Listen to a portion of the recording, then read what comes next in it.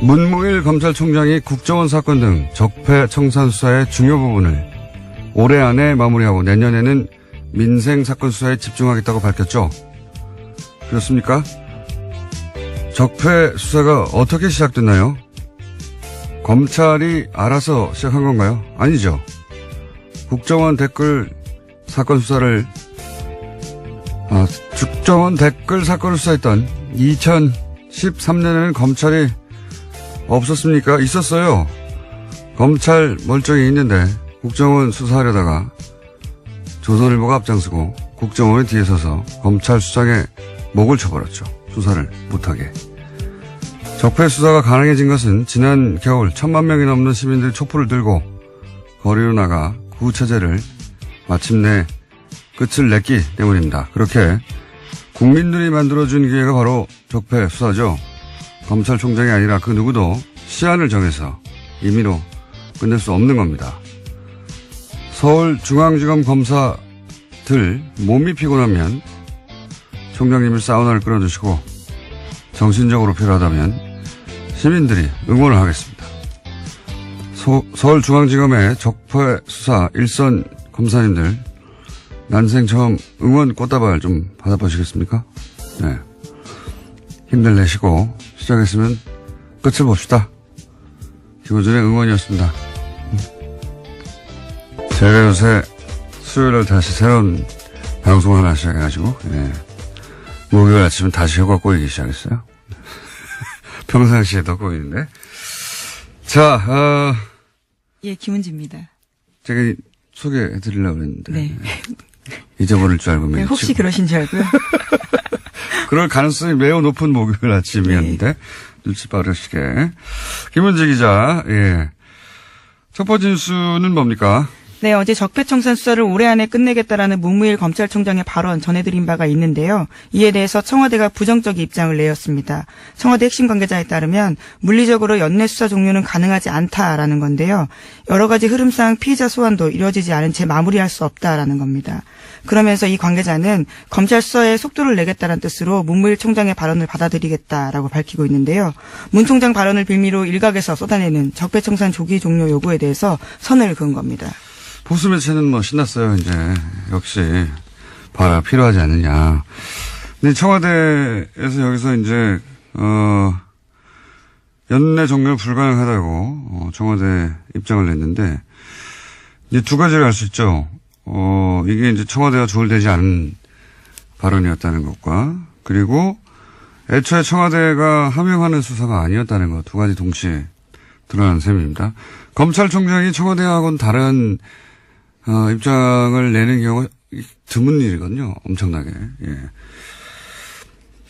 검찰총장 관두기 직전에 보통 그런 일이 있긴 합니다. 근데, 그런 걸 알 수 있고요. 제가 이제 이 사건, 이것도 일종의 사건이죠. 저희가 그래서, 오늘 2부 잠시 후에 적폐청산위원장, 박범계 위원장과 인터뷰가 예정돼 있긴 한데, 이거를 이제 전직 최고위급 검찰 간부는 이 사안을 어떻게 보느냐 궁금해서 제가 전화로 물어봤어요. 이제 어딩을 그대로 전하면 수사는 생물이다. 네. 네, 굉장히 유명한 말이죠. 검사들 사이에서는. 수사는 생물이다. 무슨 뜻이냐면 시작하면은 어디로 갈지 모른다. 네. 그러면서 이런 얘기를 덧붙였어요. 특히 정권 차원에서 이루어진 범죄는 정권이 직접 나선 일이기 때문에 그 범죄 정도를 알 수가 없고, 미리. 어디로, 시작하면 생물처럼 어디로 뻗어나갈지 알 수가 없다. 근데 이걸 시한을 정하면 그 생물을 죽이는 거다. 굉장히 와닿는 표현이었는데, 그렇게 얘기를 했고요. 어쨌든, 이 검찰 고위 간부들에게는, 질책, 감시, 그렇게 하면 안 된다.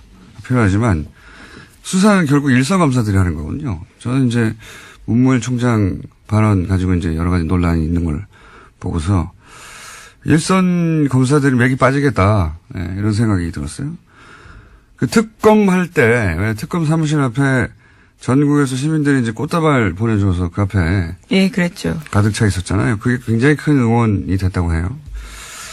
그래서 뭐 검찰총장에 대해서는 뭐 이런 견제와 감시가 필요하겠지만 일선 검사들에겐 바카스를 보내줄 때가 아닌가. 꽃다발이나. 그래서 저는 이제 오늘 방송 끝나고 꽃다발 하나 보여줄까.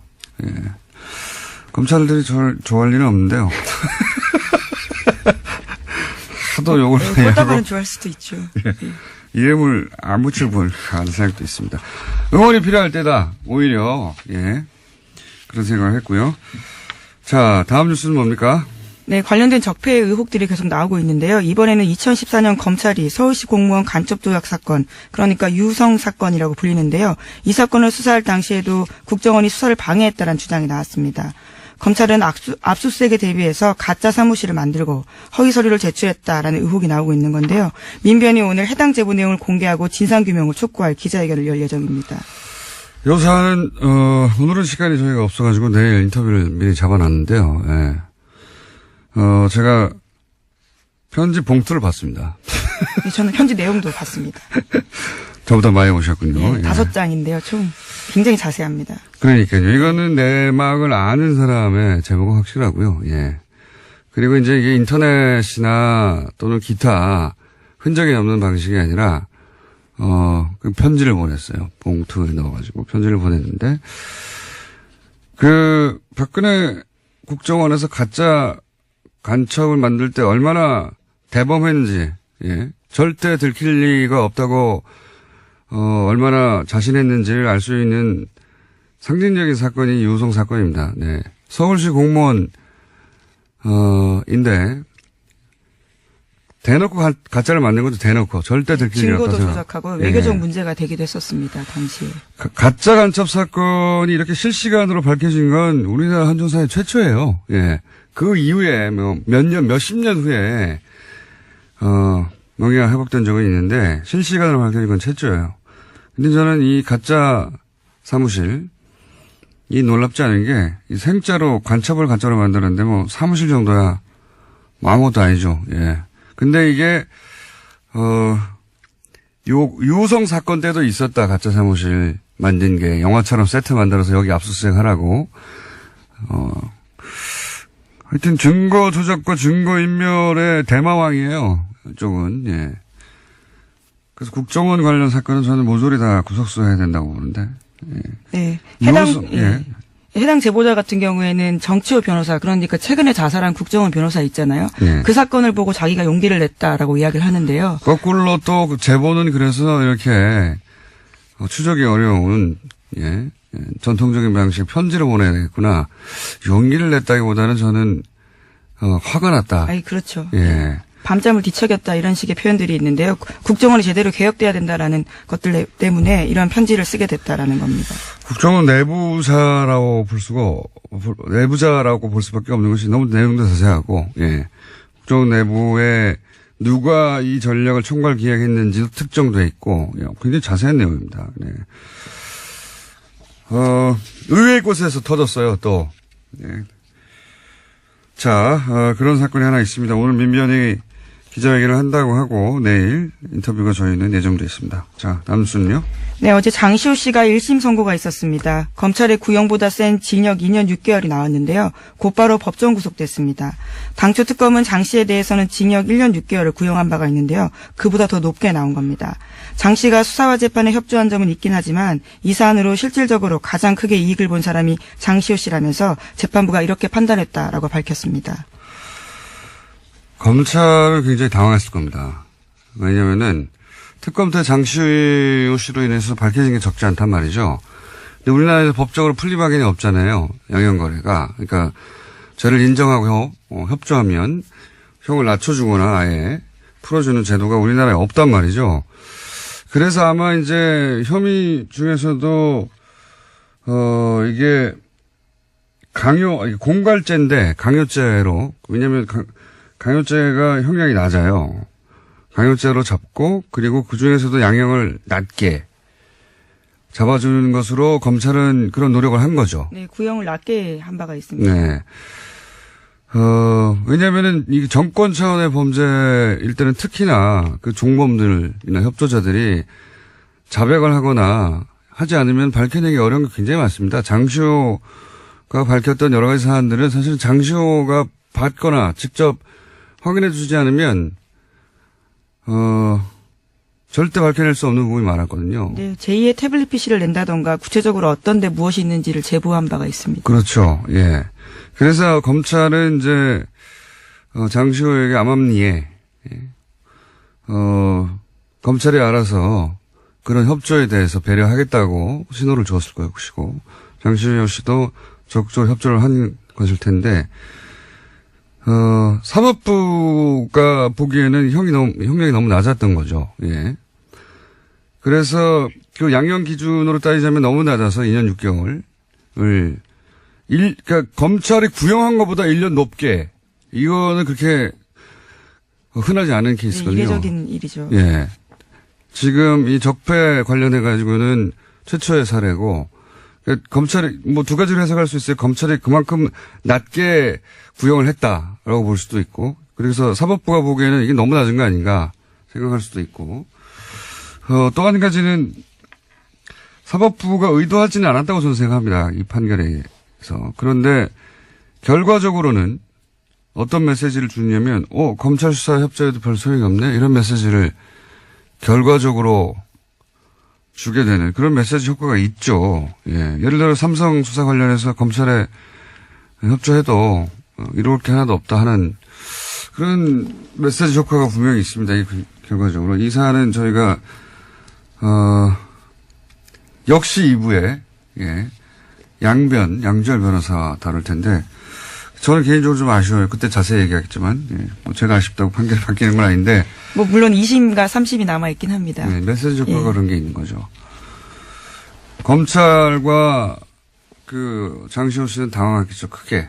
아마도 장시호 씨는 모르긴 몰라도 1년의 집행유예 혹은 1년 6개월 집행유예 2년 뭐 이런 식의 법정 구속을 예상하지는 않았을 거라고 봐요. 네, 어제 그래서 그 결과가 나온 다음에 재판장한테 그런 호소를 했었습니다. 바로 법정에 구속되지 않도록 해달라고요. 아이를 좀 보고 오겠다라는 취지 이야기도 했었습니다.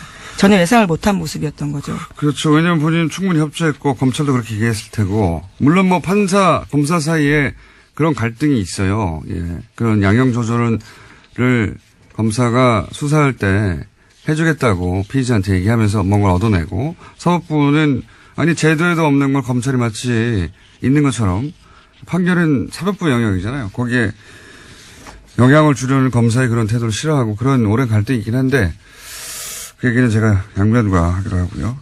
자, 다음 뉴스는 뭡니까? 네, 국제올림픽위원회 IOC가 러시아 선수단의 평창 동계올림픽 출전을 금지했습니다. 지난 2014년 소치 동계올림픽에서 국가 차원의 조직적인 금지 약물 복용이 이뤄졌다라는 판단에서 나온 결정인데요. 러시아 선수들은 엄격한 도핑 검사를 통과해야만 러시아 출신 올림픽 선수라는 개인 자격으로 올림픽에 출전할 수 있게 됐습니다. 그렇군요. 예. 러시아에서는 인정하지 않고 있죠. 예, 이 사안을. 네, 그렇죠. 그래서 12일까지요. 개인 자격으로는 아마 출전할지 여부를 결정하겠다라는 입장입니다. 근데 이 고발 자체가 러시아에서 출발된 거예요. 예. 네, 내부 고발이죠, 일종의. 예. 자, 다음 뉴스는 뭡니까? 네, 세계적인 시사주간지 타임이 올해의 인물로 성폭력 고발로 세계를 뒤흔든 여성들을 선정했습니다. 성폭력 고발에 나선 여성들을 통칭해서 침묵을 깬 고발자들이라는 이름을 붙이고 표지 모델로 선정했다고 밝혔는데요. 표지에는 성폭력 고발의 중심에 섰던 배우 애슐리 주드 등이 등장했습니다. 이게 이제 특히 영미권에서 미투 해시태그, 그러니까 나도 그런 일을 당했다 성폭행. 지금 이 여배우들이 굉장히 유명한 영화 제작자 하비 와인스타인. 예. 네. 그 양반한테 당했던, 성추행 사건들을 계속 폭로하고 그러자 나도 당했다고 하는 미투 해시태그 광풍이 불었거든요. 예. 그래서 이게 이제 전 세계로 퍼져나왔어요. 네, 예. 80개국이 넘는 국가에서 해시태그가 회자됐다라고 합니다. 미투. 여기까지 하고, 이제, 저희의 미니인, 예, 리얼미터를 해야 되는데, 이 해시태그 얘기하니까 제가 오늘 재밌는 거 하나만 얘기하고 꼭 넘어가야 되겠습니다. 제가 댓글부대 아직도 운용된다 이야기 여러 번 했거든요. 근데 이제, 반신반의 하셨던 분들이 많을 거예요. 제가 오늘은 좀 더 구체적인 증거에 해당되는 정황을 거의 증거라고 봅니다. 말씀드리면, 지금 네이버에 가서 오픈, 영어로 오픈, 영어로 쓰지 말고인데 한글로 오픈 열기 네 글자를 검색어에 딱 쳐보세요. 그런 다음에 그 메뉴 중에 실시간 검색이라는 메뉴가 있습니다. 네이버에. 트위터 같은 거 검색하는. 오픈 열기라고 치고 실시간 검색을 탁 클릭하면 각종 기사에 달린 댓글들 중에 오픈 열기, 옵션, 죄송합니다. 오픈 열기가 아니라 옵션 열기예요. 옵션. 예. 옵션 열기라는 단어가 포함된 댓글들이 주르륵 나옵니다. 이건 해시태그가 아니라 갑자기 왜 옵션 열기라고 하느냐. 이게 전부 다 댓글 부대가 쓴 댓글이에요. 댓글을 달 때 위에서 지시를 받아서 그걸 자기 아이디로 카피를 해서 댓글을 달았는데 거기 맨 앞에 옵션 열기라고 하는 내용과 상관없는 메뉴가 있는데 그걸 카피해서 갖다 붙여버린 거예요. 무슨 얘기인지 아시겠죠? 이거 한번 해보겠습니다. 잘 모르겠네요. 바보같이 무슨 얘기냐면 네. 내가 댓글을 달 때 댓글 알바가이드가 쳐요. 예, 지시를 받았어요. 내용을. 그게 자기 쓴 내용이 아니라는 거죠. 그걸 카피해서 갖다 붙여줄 거 아닙니까? 자기가 쓴 게 아니니까. 근데 그 카피를 할 때 맨 앞에 옵션 열기라고 하는 이 내용과 상관없는 메뉴에 네네. 들어가는 글까지 카피를 해버린 거예요. 그래서 그거를 갖다 붙여서 댓글로 다는 게 엄청나게 많습니다. 그게 여전히 지금 오늘도 달려있는 것들을 볼 수 있어요. 제가 오래전부터 봐왔는데 이걸로 몇 가지를 알 수 있어요. 이제는 댓글 부대 전용 프로그램이 있는 거예요.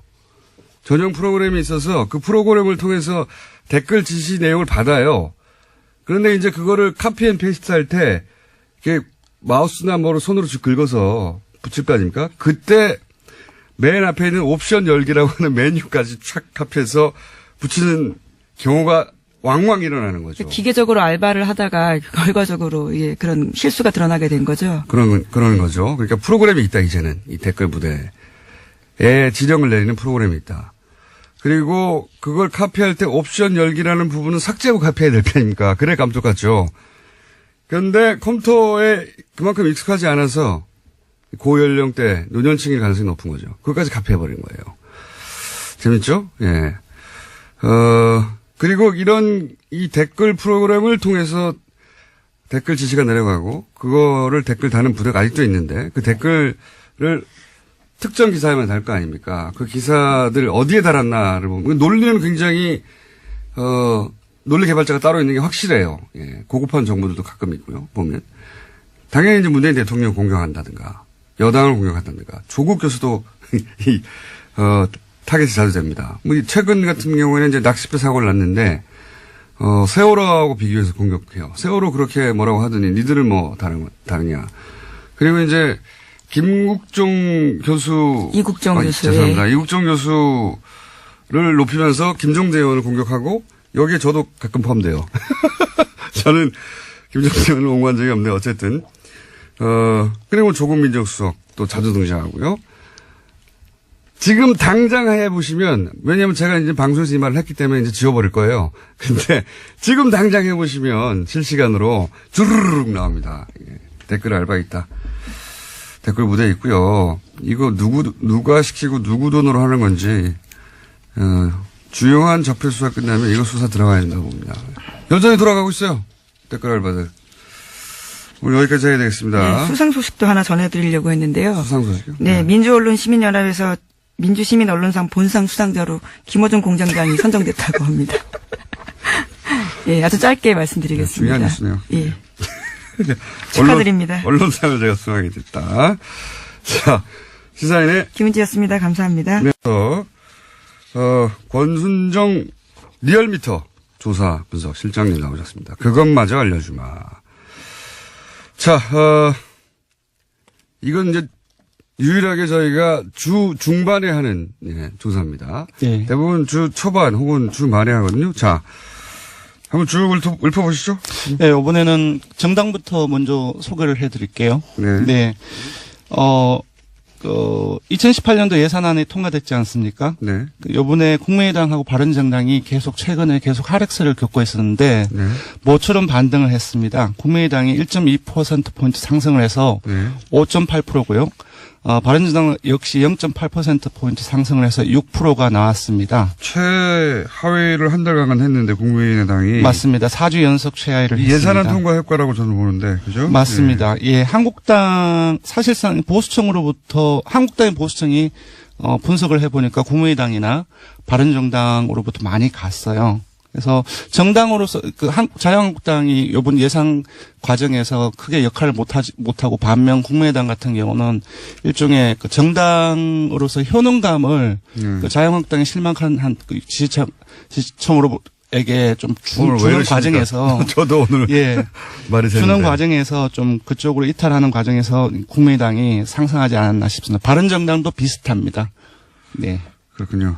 국민의당이 거의 주중에 한 6%대까지 오르지 않았나요? 맞습니다. 주중에 예산안이 통과됐던 날 당일 6일이죠. 네. 예, 6.2%포인트까지 올랐습니다. 그러니까 국민의당이 사실은 그 정부와 계속 각을 세우는데 그때마다 떨어져요. 거꾸로. 예. 맞습니다. 협조를 할 때 올라가는데 왜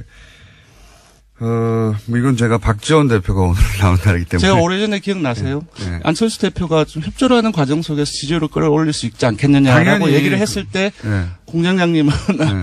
그건 절대 안 그럴 것이다. 그거는 지지율이 안 오른다는 얘기가 아니라 안철수 대표가 협조를 안 할 거라는 얘기였어요. 당연히 지금은 대세가 지금 네네. 현 정부 초기잖아요. 네네. 네. 현 정부가 하는 일들을 도움을 주면 지지율 오히려 올라갑니다. 네. 처음으로 국민의당이 그 지지율 상승 효과를 누리고 있고요. 예, 사실상 요번 그 틈을 잘 이용을 한 것 같아요. 국민의당이. 네. 반면 자유한국당 같은 경우도 사실상 오르기는 올랐지만 제가 봤을 때는 사실상 패배자가 아닌가 싶거든요. 예산안 통과되고 나서는 떨어졌죠. 예, 0.7%, 요번 주중 집계에서는 0.7%포인트 상승을 해서 18.3%인데 예산안이 통과됐을 때는 17.4%이고요. 그렇겠죠. 그 사실상 논란이 많이 된 과정 속에서 한국당이 이것보다는 조금 더 많이 올라야 되는데 보수층이 한 5%포인트를 이탈을 했습니다. 오히려. 예, 오히려. 이 이탈한 층이 아까 말씀드린 것처럼 국민의당하고 바른정당하고 거의 다 간 것이죠. 네. 그렇군요. 민주당은 어떻게 되나요? 예, 민주당은 조금 이제 상당폭 빠졌습니다. 3.4%포인트 하락한 48.5%이고요. 주중에는. 예.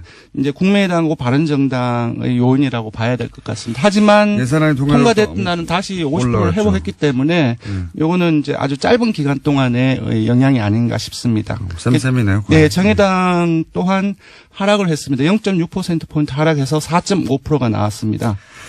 대통령 지지율도 비슷하겠네요. 네. 떨어졌다가 또 예산안 통과될 때 예, 올라가고. 4주 연속 상승 흐름이었다가 지난주하고 요번 주까지 네. 조금 아주 약하게 2주째 하락했는데요. 0점대. 예, 0.7%포인트 하락해서 70.8%입니다. 약보합이라고 볼 수 있는데. 예산안 통과되고 다음에 어떻게 됐습니까? 예, 예산안 통과된 다음에 상당히 많이 올랐어요. 그러니까 72.1%포인트까지, 72.1%까지 올라서. 상당히도 뭐 1.1%. 왜냐하면 그 전날에는 69.3%까지 떨어졌기 때문에 예. 그 일일 변화로서는 상당폭 올랐다고 볼 수 있을 것 같습니다. 네. 뭐 저희가 몇 달째 똑같은 얘기하고 있는데. 네. 0점 몇 빠지고 0점 몇 오르고 뭐. 예. 좀 많이 빠지고 오르면 1, 2% 움직이고. 이 정도. 예, 종합을 하면 한국당 지지층을 제외하고는 모든 정당 지지층, 모든 지역, 모든 연령, 모든 이념 성향에서 다 긍정평가가 크게 높거나 우세합니다. 네. 알겠습니다. 예산안이 통과되면서 사실은 주요 정당들의 지지율이 좀 진폭이 있고. 네, 맞습니다. 대통령 지지율도 진폭이 좀 있고. 그렇습니다. 예. 통과되면서 민주당 그리고 국민당이 상승한 형국이고요. 네. 한국당 하락하고 한국당을 빼고는 상승을 다 했지만 예. 예산안 통과를 기준으로 하자면 예, 맞습니다. 주요한 네. 가장 중요한 이벤트였던 네. 정의당도 하락을 했네요. 네. 정의당은 언론 보도가 상당히 많이 감소했습니다. 네. 언론 모두 감소효과도 있는 거고. 네. 자, 그것마저 알려주면 현안 주사 이번 주는 뭡니까? 예, 문무일 검찰총장의 이제 발언이 있었는데 많이 논란이 되었죠. 이거 간접적으로 알 수 있는 조사가 아닌가 싶은데요. 한 2주 전쯤에 죄송합니다. 김관진 전 국방부 장관하고 예. 임관빈 전 실장. 사이버사령부 댓글 공작 관련해서 네, 석방이 됐죠. 구속부서 석방이 됐는데 이에 대해서 국민들이 어떻게 생각하는지 물어봤습니다. 네. 물어봤더니 이 여론조사 중요해요. 이 여론조사 왜 안 하나 싶었는데. 예. 그랬더니 네. 잘못한 결정이라는 의견이 63%가 나왔습니다. 석방이 잘못한 결정이다. 예. 근데 그 중에서 전체에서 매우 잘못한 결정이라고 응답을 한 사람이 절반이 넘습니다. 50.8%가 나왔습니다. 그렇군요. 예. 그리고 반면 잘한 결정이라고 한 응답은 26.3%이고요. 잘못은 10.7%가 나왔습니다. 대부분의 지역 개청에서 예. 잘못한 결정이라는 것이 대다수 응답이었고요. TK, PK는 어떻습니까? 근데 조금 놀라웠는데요. TK, PK 그 중에서도 TK 같은 경우는 잘한 결정이라는 것이 조금 우세하지 않을까라고 생각을 했는데요. 예. TK를 포함하고 PK를 포함해서 모든 지역에서 잘못한 결정이라고 응답이 많이 나왔습니다. 네. 그렇군요. 그러니까 이제 대략 50대 이하. 예. 네. 그리고 전 지역. 예. 그렇습니다. 전 지역입니다. 예. 네. 그리고 국민의당, 민주당, 정의당 이런 정당 지지자들을 다 포함해서 네. 잘못된 결정이라는 게 대다수다. 맞습니다. 60% 이상이고 잘했다고 하는 걸 그러면 60대 이상 보수층, 자유한국당 지지층 이렇게 예, 해요. 예. 핵심적인 이제 보수 성향이라고 할 수 있겠죠. 60대 이상 보수층, 자유한국당 지지층에서는 잘한 결정이라는 것이 대다수입니다. 그러니까 이 26%가 사실은 보수 정당이 노려할 타겟층이 됐는데 네네. 이 정치 진영이 굉장히 바뀌었어요, 실제. 맞습니다. 이런 사안도 봐도. 예. 네, 많이 바뀌었습니다. 석방 잘못했다고 합니다. 네, 알려드리고요. 국민 여론은. 네. 조사 기회 알려주십시오. 네, 이번 주중조사는 TBS 의뢰로 이번 주 월요일부터 수요일까지 전국 19세 이상 성인 1,516명을 대상으로 했고요. 유무선 전화 면접과 자동응답 방식으로 실시했고, 표본 오차는 95% 실시는 플러스 마이너스 2.5%포인트, 응답률은 5.3%였습니다. 현안 조사는 TBS 뉴스공장 의뢰로 어제 하루 동안 실시했습니다. 성인 510명을 대상으로 했고, 표본 오차는 플러스 마이너스 4.3%포인트입니다. 예, 권순정 조사분석실장도 오늘 발음이 많이 쓰는 날이었습니다. 죄송합니다. 네, 감사합니다. 고맙습니다. 적폐 청산 수사를 올해 안에 끝내겠다. 문무일 검찰총장 발언 후폭풍 좀 다뤄보겠습니다. 더불어민주당 적폐 청산위원장 박범계 위원님 모셨습니다. 안녕하세요, 위원장님. 네, 반갑습니다. 네. 검찰총장이 적폐청산 수사를 올해 안에 끝내겠다. 이렇게 말하면 안 되는 거 아닙니까? 그 뒤에 이제 여러 추가적인 어떤 그 보도에 의해서 다소 이제 그 발언의 진위가 좀 설명이 되긴 했는데요. 네. 문무일 검찰총장의 말씀이 모든 적폐청산과 관련된 수사를 금년 내에 마친다. 이런 의미로는, 해석하지는 않습니다. 국정원, TF에서 수사 의뢰된 사건의 가닥은 올해 내로 좀, 잡았으면 좋겠다. 그렇게 이해를 하고요.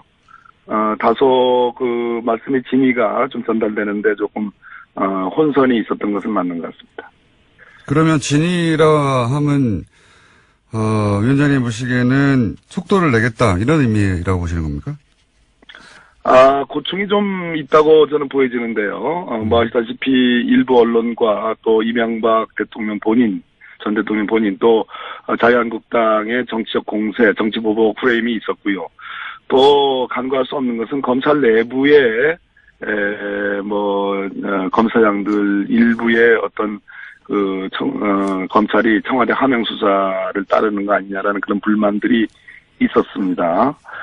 최근에 법원 같은 경우에도 김명수 대법원장께서 또 이제 그런 발언도 하셨죠. 그래서 일종의 조직의 수장으로서의 어떤 고충도 고려하고 또 수사의 어떤 속도감도 일종의 요구하고 하는 그러한 어떤 발언이 아닌가. 저로서는 그렇게 해석할 수밖에 없습니다. 그렇다면 굳이 청와대가 연내 마무리는 불가능하다 이렇게 입장을 이례적으로 밝힌 이유는 또 뭡니까? 청와대는 분명한 입장인 것 같습니다. 청와대 고위 관계자의 발언을 보면 수사에 현재 진행되는 상황으로서는 금년 내에 끝내는 것이 불가능하다.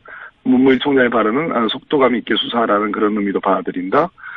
또 적폐청산의 수사라는 것이 일부 야당의 주장처럼 그러한 정치보복 그런 것이 아니고 제도와 어떤 관행, 시스템을 바꿔내는 과정이기 때문에 혐의가 있으면 있는 대로 수사할 수밖에 없는 거 아니냐라는 아주 강한 의지를 다시 한번 표현한 걸로 봅니다. 일반 시민들 입장에서 궁금한 건 결국 그래서 이거 연내 끝나는 거 아니죠? 네.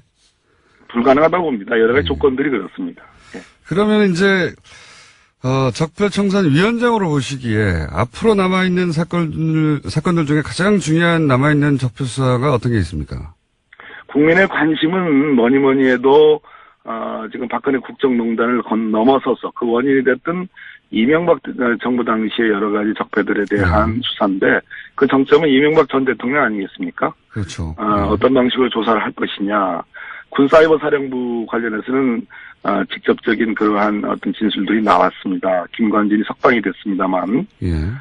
저는 다스 문제라든지 다스 140억이 스위스 계좌에서 다스로 돌려가는 과정은 분명히 불법성이 있는 거고요. 또 제2롯데월드 뭐 여러 가지 자원외교 비리, 자원비리 이런 것들은 여전히 수사의 대상으로 남아 있다고 봅니다. 자, 그러면 말씀을 꺼내셨으니까 이왕 연결된 김에 박범계 네. 의원님도 사실은 오래전부터 이 다스 관련해서 자료들을 많이 들여다. 네. 네. BBK, 예. 네. BBK 다 연결되니까요, 결국은. BBK. 예, 그렇습니다. 예. 자료를 오랫동안 보시고 특히 미국 쪽 판사 출신이시다 보니까 그런지 미국 법원에서 나온 자료를 굉장히 면밀히 검토하신 걸로 알고 있는데 연결된 김에 미국 법원에서 네. 나온 최근의 그렇습니다. 해석이나 예. 판결이나 중에 주목할 만한 것들이 있습니까? 예, 그렇습니다.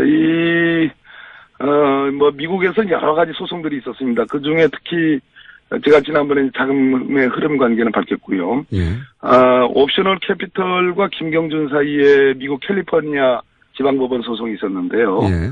그 미국 법원이 아주 주목할 만한 그러한 판단을 한 부분을 제가 찾아냈는데요. 옵셔널 캐피탈은 이제 옵셔널 벤처스의 이제 소액 투자자들, 를 대리한다고 볼 수 있는 곳이죠. 예. 예. 그 옵셔널 캐피털이 한국 검찰이 김경준을 수사하면서 작성했던 검찰의 수사 보고서와 네.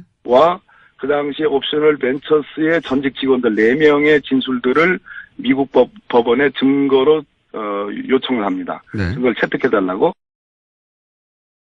예. 근데 미국 법원이 이걸 거절합니다. 거절하는 이유가 예. 첫째는 한국 검찰의 보고서는 검찰이 객관적이지 않다. 아하. 이런 얘기입니다. 검찰이 표현이 정확히 이렇습니다. 김경준에게 불리하게 이 진술을 해석할 만한 그런 이해관계와 이익이 검찰에게 있었다. 아하. 어마어마한 얘기입니다. 또 검찰의 결론은 사실에 입각하지 않다. 이런 표현도 나오고요. 그렇기 때문에 이 검찰의 수사 보고서는 공공보고서로서 법정에서 채택할 증거가 아니다. 라고 분명히 얘기하고 있고요. 또 하나는 잠깐만요. 미국 법원이 그러니까 BBK 수사를 한 한국 검찰을 불신한다는 내용이 그렇습니다. 미국 법정에서 없다는 얘기고요. 예. 또 하나는 옵셔널 벤처스의 4명의 진술자들이 있습니다. 그 당시 BBK 김경준 수사하면서요. 예. 그 사람들의 진술도 증거로 채택할 수 없다고 보는데요. 예. 결론적으로 이거는 이명박으로부터의 보복을 두려워하는 증인들에 의해 만들어진 진술이다. 이런 표현을 합니다. 야, 이거는 저 같은 사람이 주장하던 걸 미국 법원이 주장을 했네요. 판단했습니다. 그러네요. 구체적으로 여보세요? 네, 듣고 있습니다. 흥미진진하게 듣고 있습니다. 네. 예, 그렇습니다. 그래서 이런 표현도 나옵니다. 이 4사람의 진술은 서울시장인 이명박의 대리인들이 증인들에게 진술 바꾸지 마. 그리고 이 어떤 식으로든 김경준을 돕지 마라는 강한 압박 속에 만들어진 거기 때문에 믿을 수 없다 이런 얘기입니다. 미국 법원이 어떻게 그런 판단을 했죠? 잘 판단한 거죠. 잘 판단한 거죠. 그러니까 제3자의 이해관계가 전혀 없는 미국 법원이 여러 서류들을 검토하다 보니 그렇습니다. 충분한 서류들을 보고서요. 그러니까 정치적 판단이 아니라 심지어 이상훈이라는 옵셔널 벤처스의 직원은 수감된 상태로 일주일 동안 신문을 받았다. 강압으로 초래된 진술이므로 예. 신뢰성이 떨어진다. 이런 표현도 나옵니다. 어허. 이게 이제 국내하고는 다르게 전혀 정치적 이해관계 없이 그냥 사건 자료만 보다 보니까 미국의 판사가 이거는 뭐 검찰이 BBK 수사를 엉터리로 했네. 이렇게 판단한 거군요. 믿을 수 없다 한마디로 이런 얘기입니다. 허허. 그리고 또 다른 내용이 있습니까?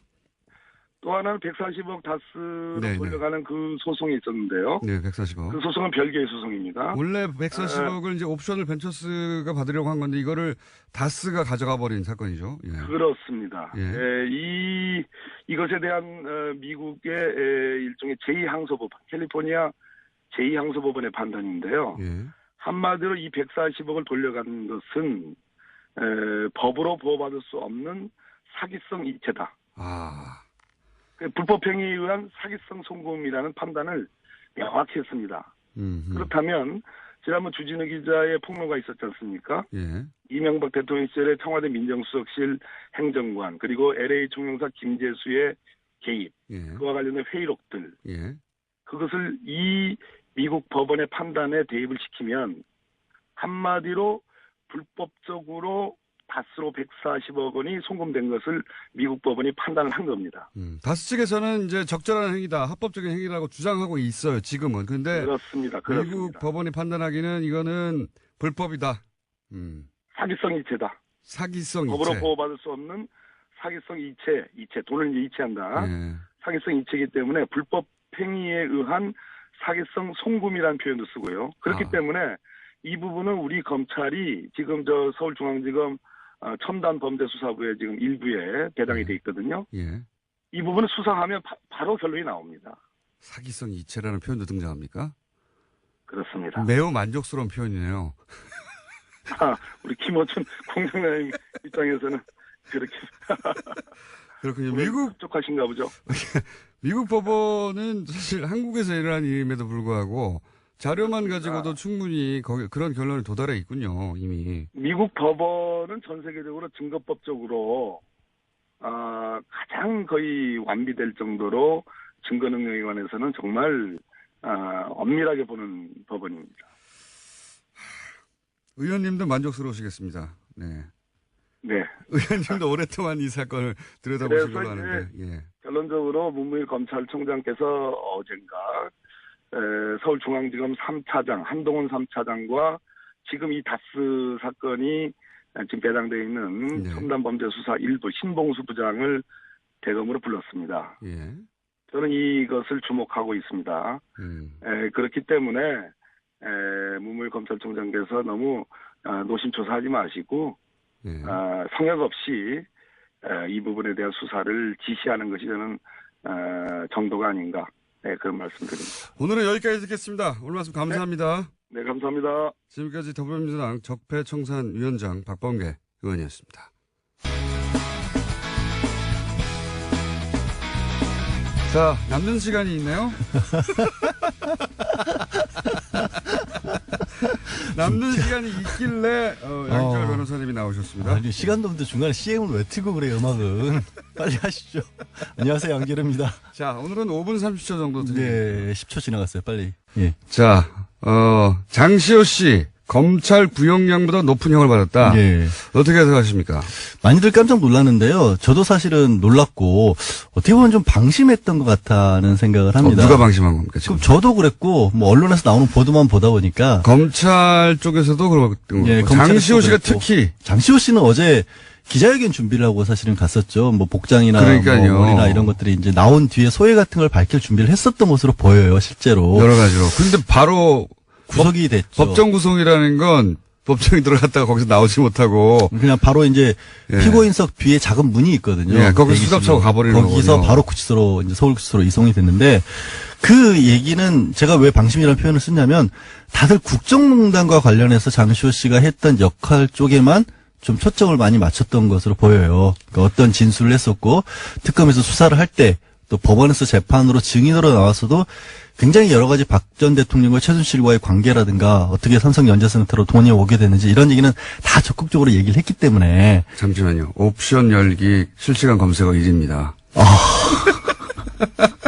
조금 전에 박홍계 의원 얘기하신 거 말씀이시죠? 아니죠. 제가 얘기한 못 들으셨구나. 옵셔널 캐피털에서 말 얘기 140억. 말고 예. 댓글 알바들이 요즘 실수로 붙이는 못 들으셨군요.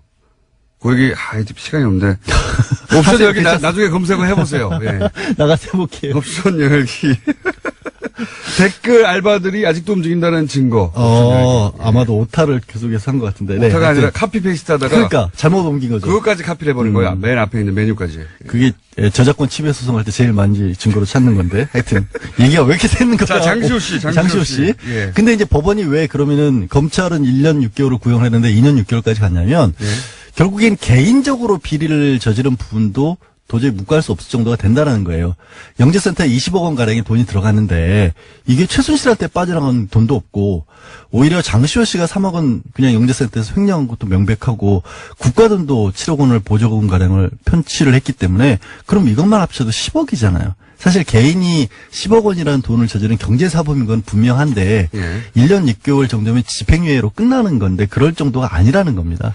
아니, 저는 법리적으로 문제가 있다고 생각하진 않아요. 이미 검찰 구형이 많이 낮게 됐죠. 많이 낮게 됐고. 근데 이제 검찰은 구형을 할 때, 양쪽 다 법조인인데 모를 리가 있습니까? 그렇죠. 예, 그러니까 그 의미는 아시지 않습니까?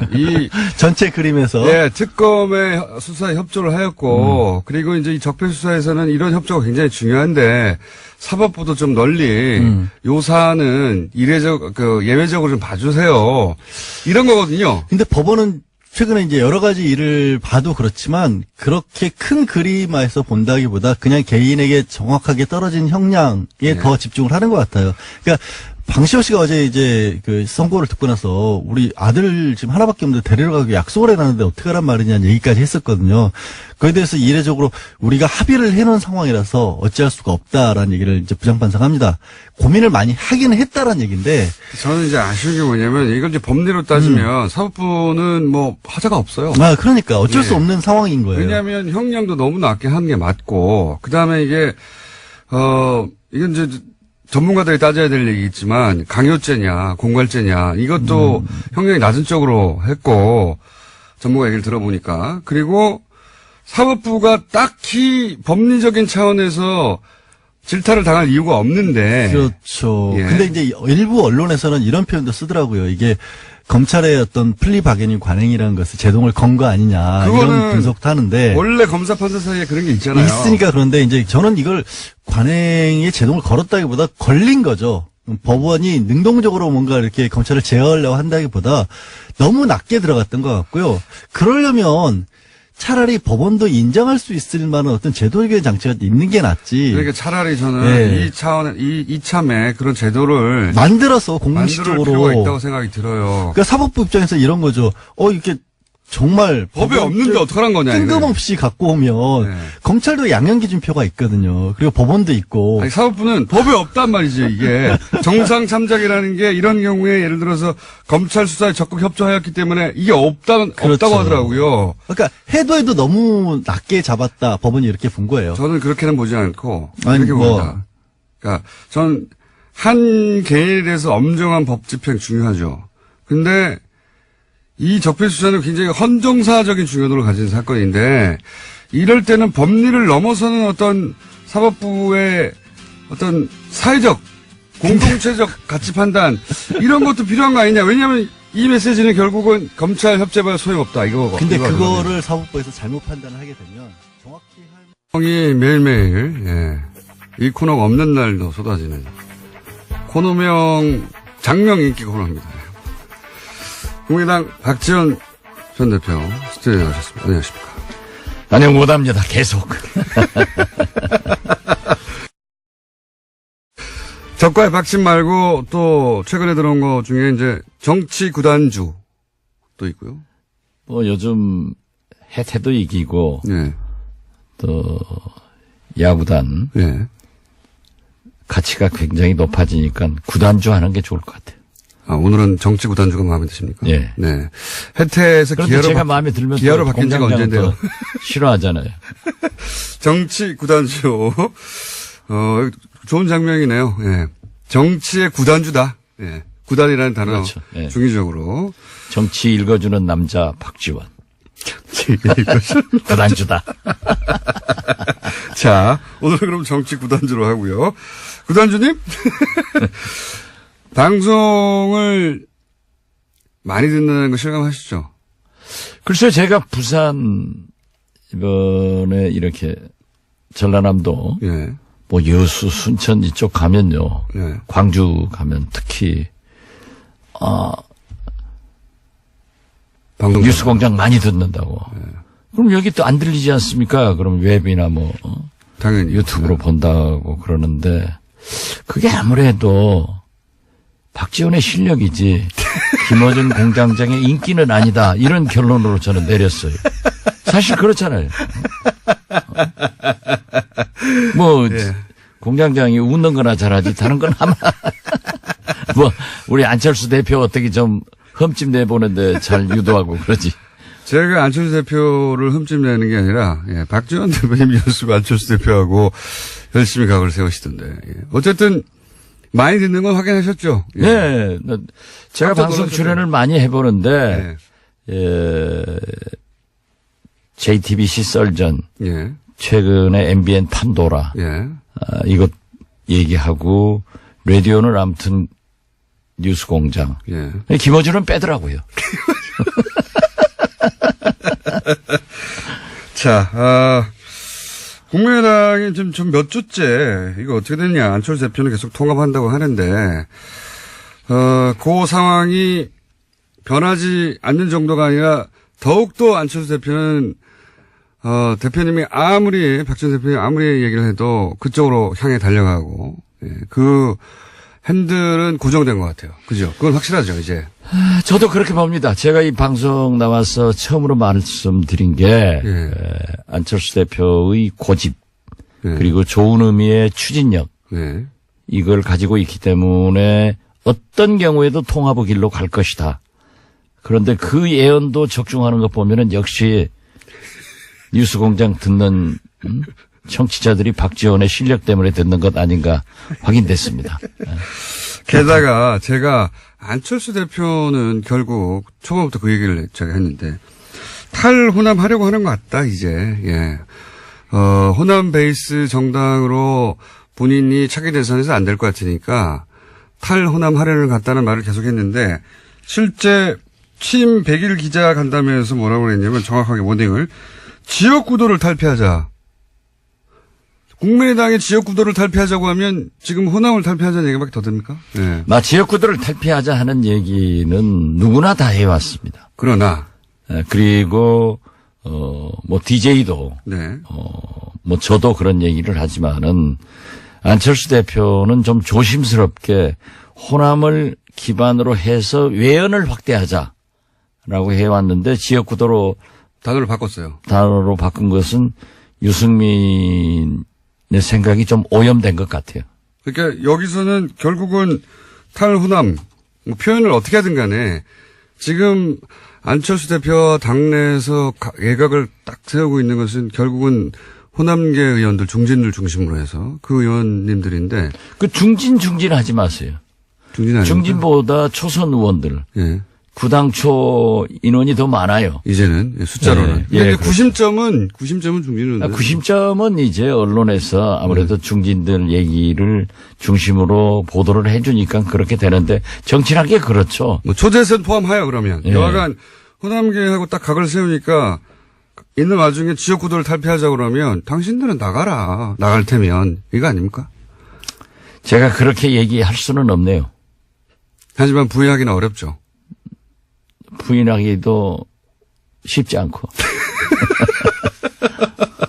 아니 근데 계획이 뭘까요? 호남 지금 사실은 국민의당이라는 정체성 자체가 호남을 베이스로 하였고 거기서 외연을 확장해 나가자는 거였는데 그럼 결별 나가라 사실상 하는 표현이 등장하고 그렇게 해석될 만한 표현이 등장하고 나는 계속 통합으로 가겠다.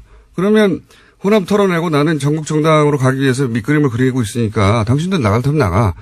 이 자세가 변하지 않으니까 그럼 어떻게 하는 겁니까 이제? 양쪽 다 포기할 수 없는 거 아닙니까 절대. 저희는 어제 이제 그 평화계획연대 네. 세미나를 처음으로 했습니다. 네. 요 평화계획연대는 통합은 안 된다고 하는. 그렇죠. 예. 통합을 반대하는 예. 원내 의원들과 일부 원외 위원장들의 결집체가 될 건데 이제 예산이 이번에 성공적으로 예. 통과가 됐잖아요. 국민의당의 역할을 제대로 했죠. 이번에. 제대로 했죠. 예. 그래서 모든 국민과 특히 언론이 예.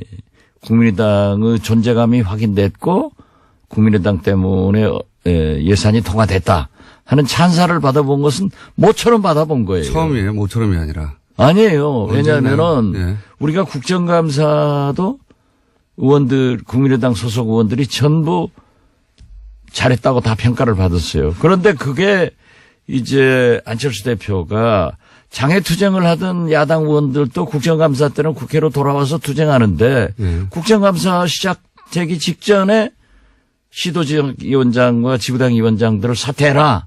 이렇게 결의를 하니까 당 내분으로 들어가서 싸우다가 그게 희석됐는데 이번에도 당대표면은 예산의 투쟁을 위해서 당에서 진두지휘를 해야 되는데 국회는 비워놓고 물론 국회의원이 아니니까 그럴 수도 있다 하지만은 그렇지 않습니다. 정부도 원외 당대표라고 하더라도 결국 정치는 국회에서 이루어지고 또 예산은 가장 중요한 거니까 당대표가 지휘를 하는 거예요. 근데 이번에 예산 통과하는데 지휘를 안 했어요? 안 하고 전부 나가서 통합 세미나나 하고 다니고 만나고 다니고 하니까 전열이 좀 흩어졌지만은 다행히 우리 김동철 원내대표나 권은희 수석, 이 황교안 간사 이런 분들과 저도 상당한 도움을 드리면서 잘 통과가 됐어요. 원래 지금 이번에 한 국민의당 역할이 대표님이 계속 주장해왔던 선도 정당으로서 우리가 자유한국당과 민주당 사이에서 우리 역할이 있다고 했던 그 모델 아닙니까? 그렇죠. 예. 그런 걸 우리 공장장이 잘 집어내니까 이 방송을 많이 듣는 거예요. 갑자기 본인에게 유리하니까. 어쨌든 이 역할을 해서 지지율도 올라갔어요. 실제로 좀 전에 리얼미터하고 얘기했는데 예. 꼴찌 몇 주 하다가 이 통과되자마자 그 공의 일부가 국민당에 간 게 맞거든요. 네, 네. 예. 난 그건 처음 듣는데 그래 오늘 발표했어요. 예. 한 15%로 올라갔어요? 아니요. 4%대에서 6%대로 올라왔습니다. 예. 그거 좋은 신호네요. 그러니까 그렇게 하면 되는데. 그렇게 안 해왔잖아요. 자꾸 안철수 대표가 그러한 것에 매진을 하면 지금도 될 수 있어요. 치고 올라갈 수 있습니다. 그런데 자꾸 통합으로. 예. 안 되는 통합으로 가니까 자꾸 떨어지는 거예요. 그래서 통합하면은 2등 정당으로 된다. 그런데 통합하면 꼴찌 정당 돼요. 네, 그거는 이제 전망인데 제가 이제 궁금한 건 지금 당장 눈앞에 닥친 안철수 대표가 가는 길과 그리고 지금 호남계 의원들 지금 평화개혁위원회 대표님을 포함한 의원들 30명 몇 명이라고 해야 됩니까? 20명이라고 해야 됩니까? 30명이라고 해야 됩니까? 뭐 지금 현재는 한 30명? 30여 명 정도에 이르는 예. 이분들의 길이 완전히 다른데 이 완전히 다른데 그게 그냥 노선 투쟁이 아니라 당의 미래를 바꾸는 거니까 다른 정당으로 될 수 있는 거니까 이건 어쨌든 결론이 나야 되지 않습니까? 이거 어떻게 결론 납니까?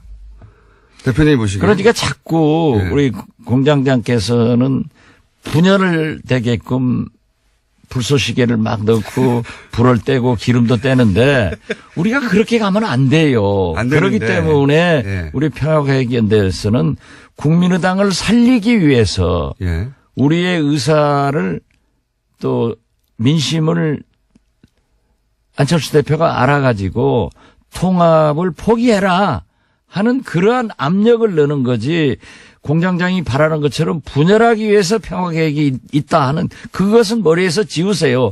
그런 얘기를 하면 방송 앞으로 아무도 안 들어요. 제가 그런 얘기를 하는 게 아니라 평화개혁 토론회에 안철수 대표가 연단에 오르니까 여기서 야유가 나오고 고함이 나왔잖아요, 이미. 제가 고함을 지르거나 야유를 한 게 아니라 그 현상이 벌어진 정도로 서로 심정적으로 이미 이혼했지 않습니까?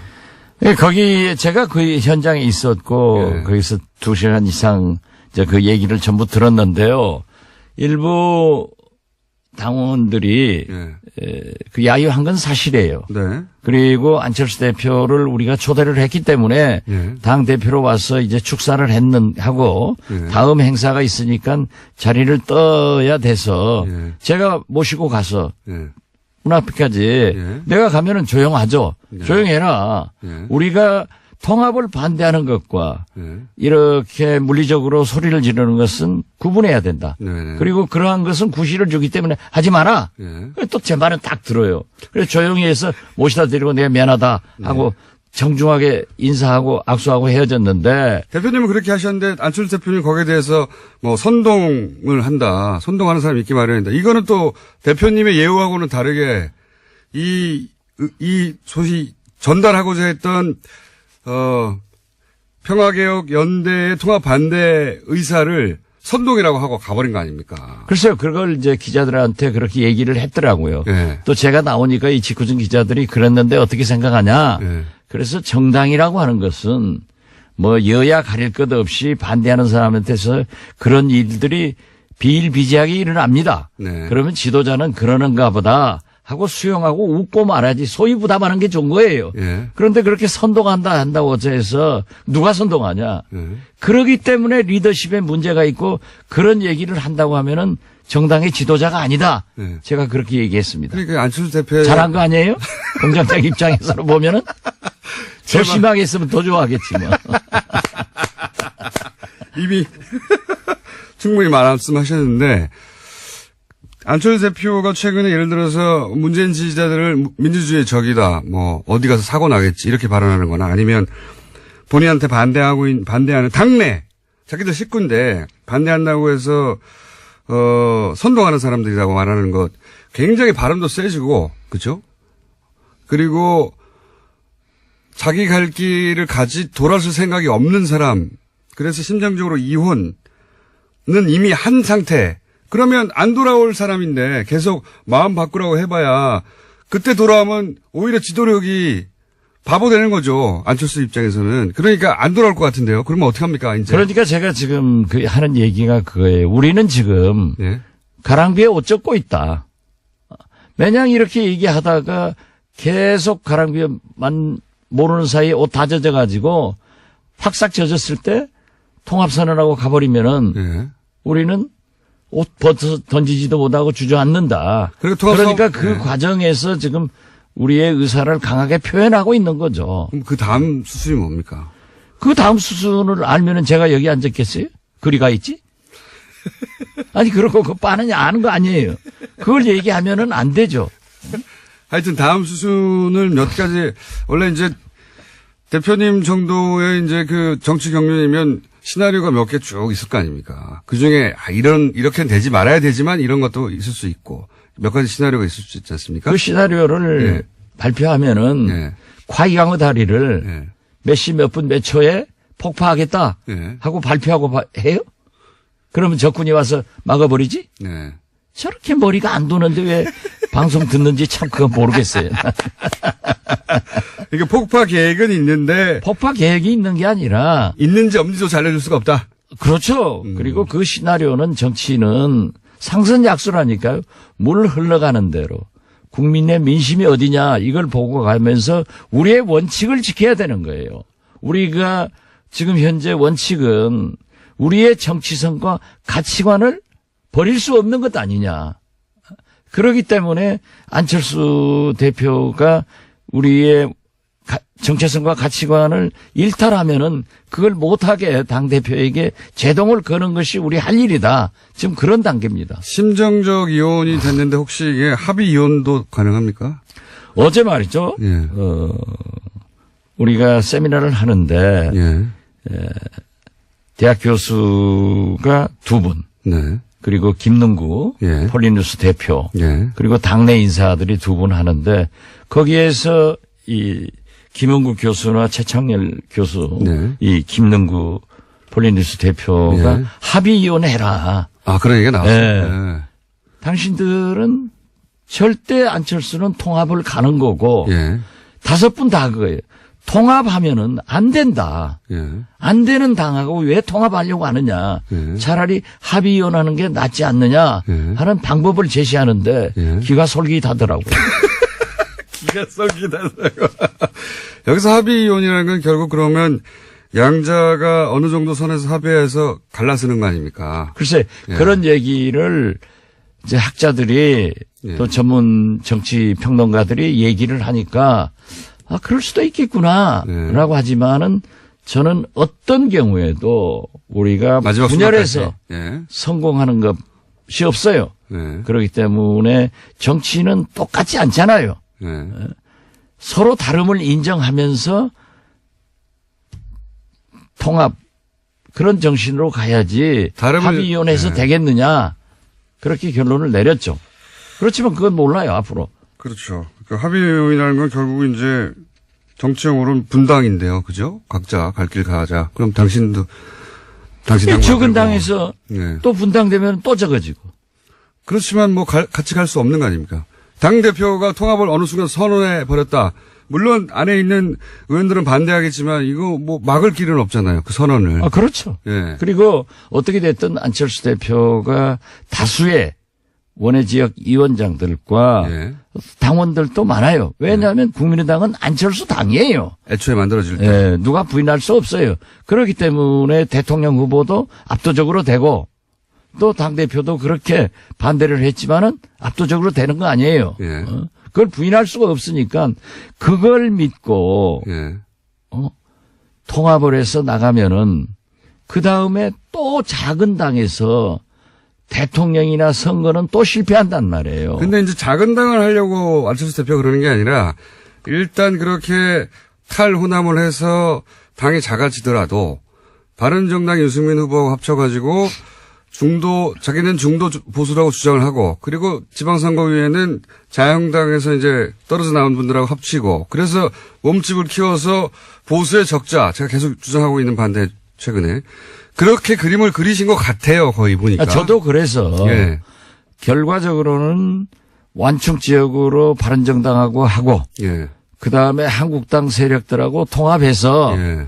이쪽에서 안 됐으니까 보수의 대통령 후보가 돼서 집권의 길로 가려고 하는 것 아니냐. 예. 저도 그렇게 봐서 제2의 YS의 길을 가고 있는데 호랑이 굴로 YS가 들어가서 YS는 호랑이가 됐잖아요. 예. 그런데 지금 안철수 대표는 호랑이 굴로 간다고 말을 하는데 지금 쥐구멍으로 가고 있단 말이에요. 그렇게 보신다. 쥐구멍으로 가고 있어요. 그러고 안철수는 김영삼이 아니에요. 그런 탁월한 정치력과 리더십을 그렇게 가지고 있다고 생각은 못해요. 그랬다면 국민의당에서 이런 일이 벌어지지 않았겠죠. 그렇죠. 예. 다 같이 갔겠죠. 그렇죠. 그 리더를 믿고. 예. 지금은 그러니까 안철수 대표가 그런 그림을 그리는데 호남계가 왜 거기에 밑거름이 돼야 되느냐. 안철수 대표가 그만한 정치인도 아닌데 왜 우리가 그걸 큰 보수 정당을 만드는데 우리가 이용당해야 되느냐 이거 아닙니까? 우리는 그거 할 수가 없다니까요. 네, 할 수도 없고 네, 할 생각도 없고. 우리는 정체성과 가치관이 그건 원칙 문제예요. 이게 아무리 국회의원이 좋고 정치가 좋다고 해서 김정은이가 대통령 하면은 거기 가서 국회의원 할 수는 없는 것 아니에요. 예, 비유지만. 예. 그렇죠. 예. 그러니까 우리는 뭐 조금 지나친 비유였습니다만은 어떻게 됐든 우리의 정체성과 가치관은 원칙이니까 그 원칙을 지키면서 타협과 통합과 이런 정치를 해야지 완전히 다른 제가 지난번에도 말씀드렸지만은 저하고 제일 가까운 김무성 대표하고 협력을 해서 정치를 이끌 수는 있지만은 함께 같은 당에서는 있을 수 없다니까요. 원체 다르니까. 그러나 다름을 인정하면서 화합하고 타협 조정하는 것이 국회 아니에요. 이번 예산만 하더라도 100% 만족은 없다. 한 푼이라도 삭감하면 국민이 부담이 줄어들고 그런다고 계속 합의를 못해서 통과를 안 시키면은 국민과 경제가 불안하기 때문에 어떤 접점에서 서로 양보하고 해주는 게 통과시키는 게 예산이고 정치입니다. 그것을 우리 국민의당이 해가지고 모처럼 언론으로부터 박수를 받고 어디 가든지 이번에 어제도 내가 언론인들하고 저녁을 먹었는데 이번에 처음 잘했대요. 아주 잘했다고. 맞아요. 처음 잘했다. 아니 자꾸 잘한 게 있지만은 늘 새롭다 이거지. 또 그걸 약점 잡아가지고 박수나 치고 말이지. 제가 말했나요? 대표님이 말했는데 처음 잘했다. 아니 그러니까 나처럼 예. 얘기를 해서도 또 하면 잘못하면 그걸 인정을 해서 고치면 돼요. 근데 그런데 우리 그런데 안철수 대표는 예. 자기가 한 것을 그대로 밀고 나가고 계속 가는 거예요. 이번에 하여튼 이 예산안 통과에는 안철수 대표 역할이 없었다는 거군요. 몰랐는데. 뭐 했겠죠. 그렇지만은 했겠죠. 그것이 예. 정치는 쇼잉입니다. 보여야 돼요. 예. 보여야 되고 국민이 알아야 돼요.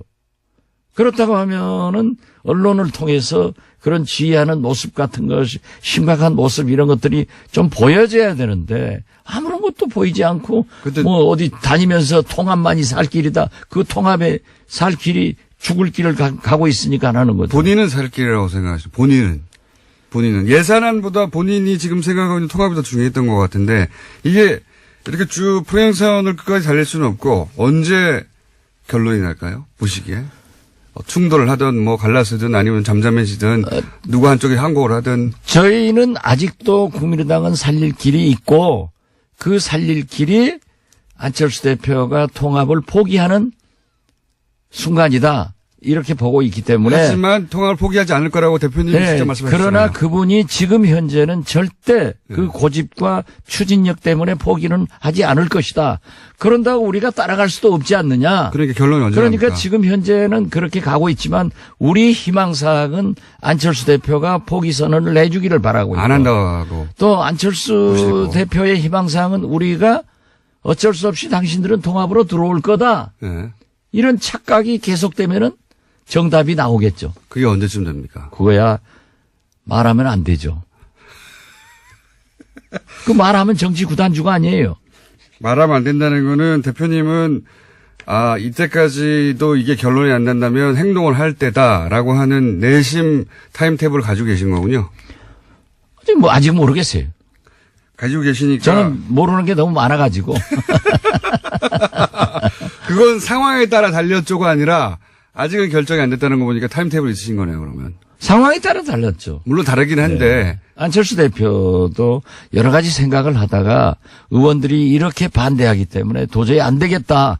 이번에 우리 당내 문제입니다만은 예산안 통과를 두고 그 의원총회를 했어요. 예. 그래서 저는 거기 안 갔어요. 예. 왜냐하면 또 가면 또 싸우고 또 제가 발언한 것은 또 안철수 대표하고 각을 세웠다. 예. 이렇게 하니까 안 갔는데 확연하게 예산 통과를 놓고 예. 딱 구분이 되는데 아하. 예산 통과 반대, 예. 당론으로 하지 말자 예. 하는 의원들이 안철수 직계들 서너 분밖에 안 되더래요. 이런 걸 보면은 안철수 우리 대표 쪽은 그러니까 예산 통과가 안 되길 바라는 거잖아요. 이 40명의 국회의원들의 마음속에는 예. 그러한 정의로운 생각이 흐르고 있는 거예요. 예산 통과를 반대한 것은 안철수 대표 쪽 의원들이었습니까? 그렇습니다. 반대도 있었지만은 당론 표결하지 말자. 예. 나는 반대이기 때문에 내 소신 표결하겠다. 예. 이런 분들이 몇 분 있었다고. 예. 그런데 딱 그렇게 구분을 하더라고요. 그래서 이제 기자들이 취재해가지고도 기자들 판단이 굉장히 적중할 때가 많잖아요. 안 적중할 때도 있긴 하지만 어쨌든. 그렇죠. 예. 뭐 안 적중한 것은 김어준 공장장이나 되게 안 적중하지. 우리 당 출입 기자들은 99% 적중합니다. 자기 기준으로 남을 평가하지 마세요. 제가 적중률이 굉장히 높습니다. 아. 마지막으로 하나만 말씀드리면 저는 안철수 대표는 포기 안 하고 호남 의원들이 나가는 걸 반깁니다. 아니 왜 호남 의원들 해요. 그렇게 자꾸 예. 지역구도로 나누려고 하니까 문제예요. 그러면- 충진도 아니고 호남 의원도 아니고 그럼 안철수 대표의- 우리 당에 예. 우리 당 40명 이제 39명 차명길 의원이 참 애석하게 됐습니다마는 39명 의원들의 마음속에 있는 흐름이 그럼 통합 반대파 의원들이라고 그렇죠. 하죠. 예. 그렇게 통합- 정확하게 써야지. 통합 반대파 의원들이 나가든 말든 계속 갑니다. 저도 그렇게 봐요. 오늘은 여기까지 하고요. 다음 주 정도에는 약간 구체적으로 다리 폭파 계획이 있는지 없는지까지 얘기해 주시죠. 예. 저도 그렇게까지 진전됐으면 좋겠어요. 이게 지루하잖아요. 그러니까요. 지금부터 국회는 이제 예산국회 끝났으니까 예. 물론 개헌과 선거구제도 개편으로 우리가 미래로 가야 되지만은 총을 이제 우리 국민의당은 앞으로 쏘지 않고 예. 옆으로 쏜다고요. 계속 당로 싸움만 되면은 이게 뭐 6%로 올라갔던 게 또 내일 모레 또 3%로 내려갈 거예요. 그러니까요. 다리 폭파 계획 다음 주에 알려주시는 것으로 있는지 없는지 최소한 시기는 아니더라도 그렇게 빨리 왔으면 좋겠습니다. 자 다음 주 알려드릴 것 같습니다. 자 정치 구단주 박지원 전 대표였습니다. 감사합니다. 예, 감사합니다. 옵션 열기 얘기했더니 네 옵션 열기 글들이 우르르 삭제되고 있네요. 소름. 네, 이런 문자도 오고 빨리빨리 캡처하십시오. 페이스북에도 많고요. 네, 트위터도 많고 기사 댓글도 많고 많아요. 아주. 근데 옵션 열기가 달린 거는 다 댓글 알바가 100%고요. 그런데 그러면 옵션 열기가 안 달린 거는 댓글 알바가 아니냐? 아니죠. 예, 옵션 열기를 삭제하고 붙이는 분들도 많이 있는 거죠. 예. 옵션 열기 얘기하자마자 저희 앱이 다운됐습니다. 팟빵도 다운되고. 예. 신기하죠? 예. 옵션 열기라고 하는 문자가 붙어있는 댓글도 우르르 삭제되고 있어요. 이걸 어떻게 우르르 삭제할 수 있을까요? 그 댓글을 다는 사람들이 동시에 다 방송을 듣고 있었을까요? 아니면 이 옵션 열기 글들을 우르르 삭제할 수 있는 누군가가 삭제했을까요? 네. 댓글 알바 있다니까요. 댓글 알바. 너무 댓글 알바라고 하니까 너무 사소해 보이는데 여전히 예, 그런 세력을 움직여서 돈을 주고 여론을 조작하려는 지금 사이버 국정원 댓글 수사하고 있는데도 있다는 겁니다. 있어요. 제가 말씀드렸잖아요. 긴가민가 하시는 분들이 많아서 오늘 구체적인 정황 하나 얘기 말씀드린 겁니다. 있어요. 누굴까요? 수사해야죠. 박지원 코너 제목, 새로운 코너 제목, 박지원의 안녕 못합니다. 괜찮네요. 안녕할 때까지 당분간. 짧게 한 가지만 재밌는 소식을 저희 문자로 온 게 아닌데 소개해드리면 저희 TBS 사장님한테 내용 증명이 하나 왔어요. 정말 이거 방송사상 최초가 아닐까. 내용 증명 내용이 너무 재밌습니다. 제목 김원준의 뉴스공장 하와이 약속 이행권.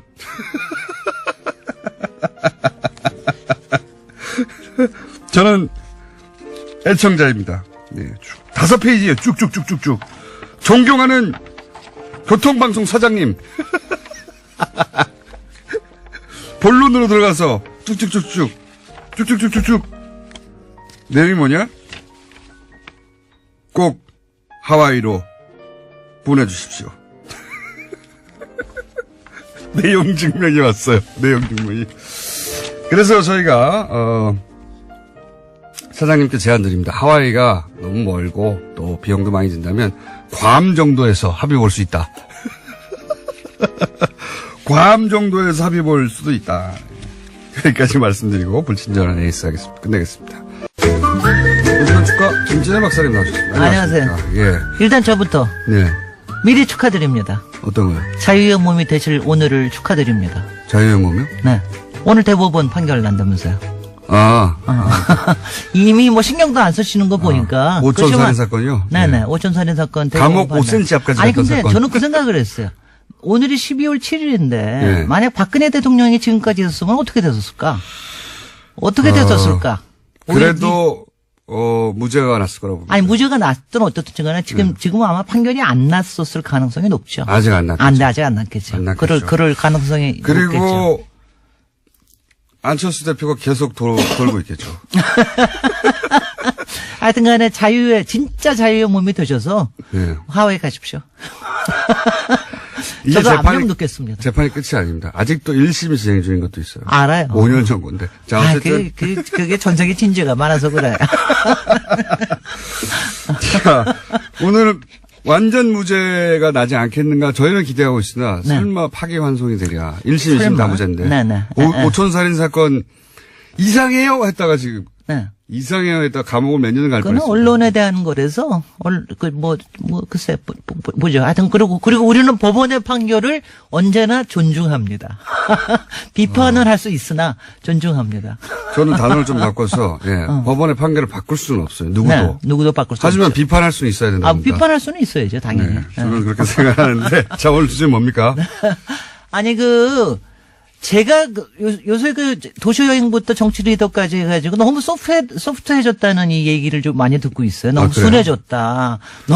너무 그냥 요새 재밌어지기만 했다. 아하. 그래서 정책 이슈를 다뤄야 된다고 제가 진작부터 그랬는데 네. 솔직히는 공장장에 못하게 해가지고 그동안 못 다루고 있었습니다. 근데 오늘 모처럼 네.